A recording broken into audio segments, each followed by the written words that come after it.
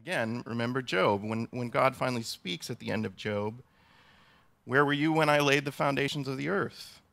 What he's saying is, do you, person who is complaining about the suffering that I'm allowing you to go through, do you have enough of an understanding of all of the realities involved to question what I allow and what I don't?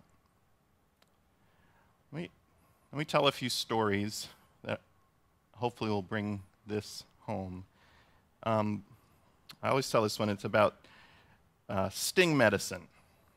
When our girls were little and they would get a scraped knee or something, their mom and I they'd come in and crying, and their mom and I would try and clean it with hydrogen peroxide or alcohol or whatever, and before we put a Band-Aid on it. You've all done this before, right? And sometimes you don't feel anything, and sometimes there is a brief but intense pain that goes along with cleaning off the injury. And our little kids, they're younger than 5, our girls, were terrified of the sting medicine. They would rather not get their cuts cleaned. They would run screaming, "Do not clean our cuts with the sting medicine." Another story I thought of was Sam. When he was young, and everybody in our house got the flu and a prescription for Tamiflu. Now, Tamiflu tastes like liquid death. So imagine trying to get a kid to take this medicine. It's not just like, oh, it's sort of bad. It's really bad. Like, I didn't want to touch it. Okay. His little face looking at me when I'm trying to give him, after I've given him the first dose of this medicine, you got to take another one of these, buddy.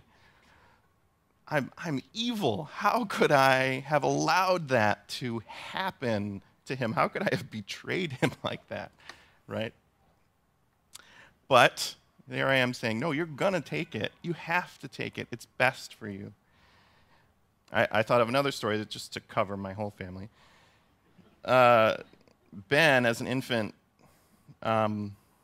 had this surprise, sudden blood disorder that caused him to get bruises all over his body. It was really strange, and he had to go get certain kinds of treatment and transfusion and things like that.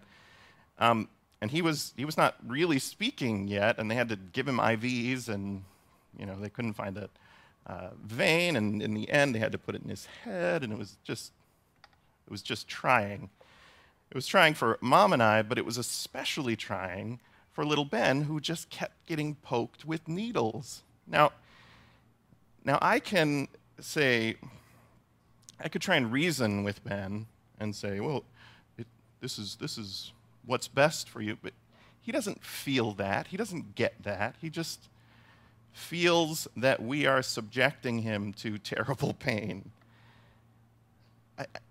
It's like I could reason with the kids and say, this momentary affliction is not to be compared with the health that you'll experience because I do this for you. It doesn't matter. They don't care about my reasons. They don't understand my reasons. I'm allowing suffering to happen to them. I see their tears, and what I want to say, what I want their hearts to know is, have faith in me. I love you. I know what I'm doing. Now, the pain of sting medicine, or Tamiflu, is not to be compared with the pain of chronic depression or grief over a lost loved one.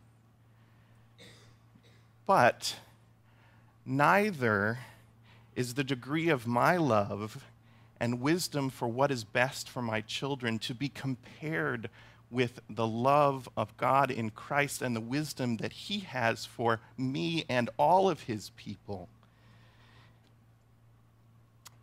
God is weaving a story that involves the redemption of people from every tribe and tongue and nation. When he allows a season of trial in your life, he is about the business of the salvation and sanctification of generations.